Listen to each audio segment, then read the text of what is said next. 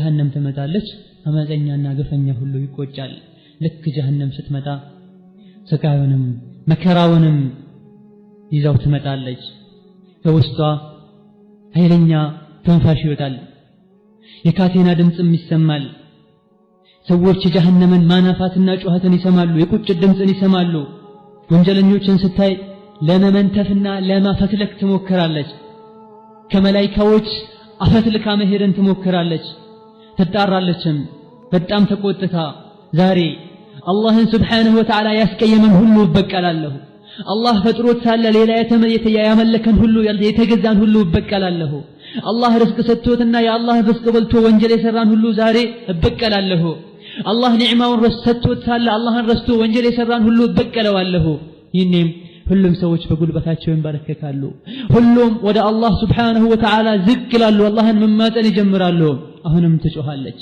ይህኔ ሁሉም ሰው በጉልበቱ ይንበረከካል ለሶስተኛ ጊዜ አሁንም ትጮሃለች የሰው ልጆች ሁሉ ራሳቸውን መቆጣጠር አቅቷቸው ይወድቃሉ በአፍጢማቸው ይደፋሉ ይህኔ ስቃዩ መከራው ይቀጥላል በዚህ ሁኔታ ሰዎች ከዚህ መውጫ ሲፈልጉ ወደ ነብዩላህ አደም ይሄዳሉ አደም ሆይ ካለንበት ስቃይ አደነን ከአላህ ጋር አስታርቀን ይላሉ አደም እኔም ወንጀለኛ ነኝ ራሴን ማዳን በቻልኩኝ ይላሉ ወደ ኑህም ይኬዳል ኑህም ይሄንኑ ይደግማሉ ወደ ነብያት በተከታታይ ይኬዳል መጨረሻ ላይ ወደ ሙሐመድ ጋር ሰለላሁ ዐለይሂ ወሰለም ይመጣል ሁሉም ነብያት ግን ነፍሲ ነፍሲ ላ አስአሉከ ገይረሃ ራሴን ብቻ አድነኝ ሌላ ምንም አልፈልግም ያሉ ሁሉም ከዚህ ሐላፍትና ራሳቸውን ያሸሻሉ አንተ ምስኪኑ አንቺ ምስኪኗ ሁሉም ምስኪኖችና ወንጀለኞች የሰው ልጆች ወንጀላቸውን ያመጣባቸውን መዘዝ ማምለጥ የሚችሉበትን ሁኔታ ይፈልጋሉ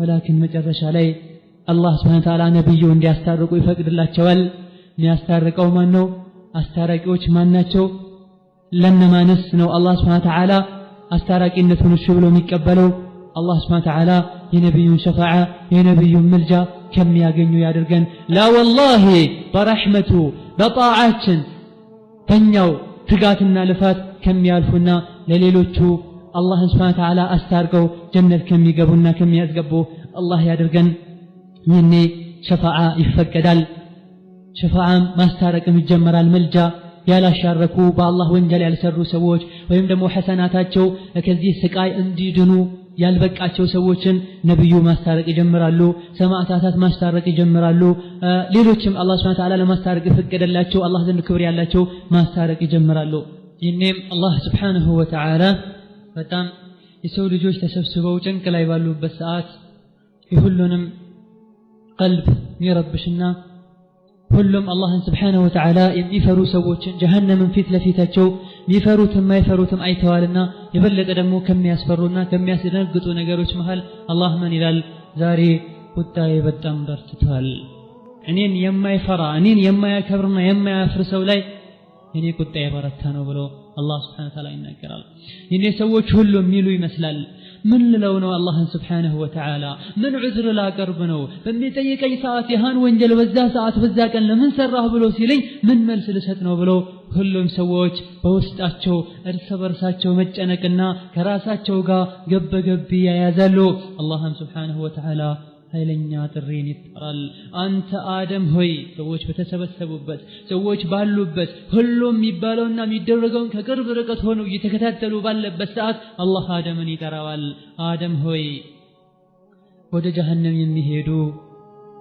ክፍሎችን አውጣ ከሰው ልጆች ከልጆችህ ወደ ጀሃነም የሚሄዱ ግሩፖችን አውጣቸው ለብቻቸው ለየተህ ተብሎ አደም የሰው ልጆች አባት ይታዘዛሉ አደምም አቤት ጌታዬ ምን ልታዘዝ ይላሉ ወደ ጀሃነም የሄዱት ግሩፖች ማለት ማን ናቸው የጀሃነም ጭፍራዎች የጀሃነም ክፍሎች ማለት እነማን ናቸው ብሎ አደም ይጠይቃሉ መጠናቸው አይነታቸው እነማን ናቸው ብሎ ሲጠይቅ አላህ Subhanahu Wa Ta'ala ከእያንዳንዱ 100 ሰው 900 ከእያንዳንዱ ሺህ ከሺሆች ከአንድ ሺህ ሰው 999ን አውጣው ወደ ጀሃነም ይሄዳል ከየአንዳንዱ ሺህ 999ን ወደ ጀሃነም አውጣልኝ ወደ ጀሃነሞች መደበልኝ ይህኔም ሁሉም ይሸበራል ሁሉም ይደናገጣል ሰዎች ይደናበራሉ፣ ሰዎች ይደነገጣሉ፣ ስካር ላይ ያሉም ይመስላሉ። ነፍሰ ጡር የነበረችም ትጨነግፋለች፣ ታጠባ የነበረችም ትፈዛለች። ልጇ ምን ጊዜ እንደወደቀ አታውቅም። ሰዎች የሰከሩ ይመስሉሃል። ሰዎች ጠጥተው ሳይሆን የሰከሩት የአላህ Subhanahu Wa Ta'ala ቅጣት ብርቱ ነውና የቅጣቱ መበርታት እንደሰከሩ አድርጓቸዋል ይላል አላህ Subhanahu Wa Ta'ala። ችግሩም ይከፋል፣ አደጋውም ይገናል። የወንጀሎች ሁሉ ተደብቀው እንዳልነበረ ይወጣሉ። ወንጀለኞች ሁሉ አመፀኞች ይጸጸታሉ፣ ይቆጫሉ። ስለ ጀሃነም ምንም መግለጽ ብንሞክር በአጠቃላይ ያለውን ነገር ሁኔታውን ሐቂቃውን ማወቅ አንችልም። የጀሃነምን ስፋት ማወቅ አንችልም። የጀሃነምን እሳት ምን ያክል እንደሚዘገንና የሚሰቀጥጥ የሚያቃጥል ማወቅ አንችልም። والله العظيم ከባድ አደጋ ነው። በህይወት ታይቶ ማይታወቅ አደጋ ነው የጀሃነም እሳት ብሎ ማለት። አንዱ ደረካት የጀሃነም ሌላኛው አዛብ ከሌላው ይብሳል፣ ሌላኛው አዛብ ከሌላው ይብሳል።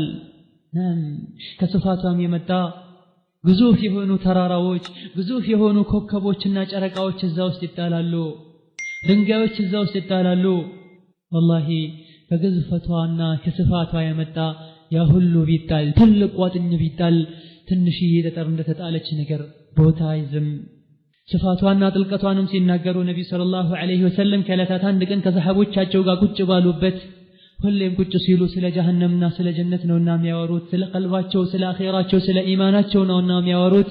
ተሰብስበው ሳለ አንድም ድምጽ ሰሙ ነብዩ ሰለላሁ ዐለይሂ ወሰለም። ያሁኑን ድምጽ ሰማችሁትን አሏቸው ለሰሃቦቻቸው። አሁን ያ ረሱላህ ሲሉ ይሄ ማለት ከ70 ዓመት በፊት ወደ ጀሃነም ጥልቅ የተለቀቀ ነው፣ ወደ ታች የተለቀቀ ድንጋይ ነው። ዛሬ ጫፏን፣ ስሯን፣ ጥልቀቷን ዛሬ ወደ ውስጥ ደረሳሉ ነብዩ ሰለላሁ ዐለይሂ ወሰለም። 70 ዓመት ድረስ ወደ ታች የወረደ ነበረ። ነዓም قعرها بعيد በጣም ጥልቅ ናትና አመፀኞች እንዲሰቃዩባት። ነዓም በዚህ ጥልቀቷ በዚህ ግዝፈቷ ውስጥ አመፀኞችም ደግሞ ቀለል ያለ ስቃይ እንዳይሰማቸው አላህ ሰውነታቸው እንዲገዝፍ ያደርጋል። ጀሃነም የገቡ አመፀኞችና አፈንጋጮች በተለይ ካፍሮች ሰውነታቸው እንደዚሁ የአዱንያዊ የሆነ ፊዚካል ይዞ ሳይሆን የሚገቡት በጣም ገዝፈው ትልቅ ሆነው ሰውነታቸው ትልቅ ሆኖ ሰፊውን ሰውነታቸውን እሳት ባቃጠለቻቸው ቁጥር የሚሰማቸው ህመምም እንደዚሁ ረጅም ይሆናል፣ ሰፊ ይሆናል፣ መሪር አሳማሚ ይሆናል። ኢማሙ ሙስሊም በዘገቡት ሐዲስ ላይ ነብዩ ሰለላሁ ዐለይሂ ወሰለም የአንድ ካፍር ጥርሱ ወይም ደግሞ ክራንቻ ጥርሱ የኡሁድን ተራራ ያክላል ይላሉ ነብዩ ሰለላሁ ዐለይሂ ወሰለም። ትልቅ ተራራ ያክላል። አንድ ሰው በጣም ትልቅ ቢሆን 200 ኪሎ ግራም ቢሆን ነው፣ ከዛ በታች ከዛ በላይ ቢሆን ነው። ወላኪን ጥርሱ አንድ ትልቅ ተራራ አክሎ ሌላ ሰውነቶች ምን ያክላል? የአንድ ካፍር ጀሃነም የገባ አመፀኛ እንቢባይ አፈንጋጭ ጀሃነም ውስጥ ሆኖ ስቃዩ እንዲበረታ ሰውነቱን አላህ ከማግዘፉ የመጣ ከአንድ ተኬሻ እስከ አንደኛው ተኬሻው 3 ቀን ያስኬዳል ይላሉ ረሱሉ ሰለላሁ ዐለይሂ ወሰለም። እንደማን አካሄድ? በሰው እግር ነው? በሰው እርምጃ ነው? ወይስ በተራ ፈረስ ነው? ላ ወላሂ በጣም ለሚጋልብ ጋላቢ በ3 ቀን የሚቋረጥ ያክል ስፋት ይኖረዋል ይላሉ ረሱሉ ሰለላሁ ዐለይሂ ወሰለም። ላ ኢላሃ ኢላላህ። አላህ ይጠብቀን። አላህ ይህን እሳት የምንጠነቀቅበትን አቅል ይስጠን።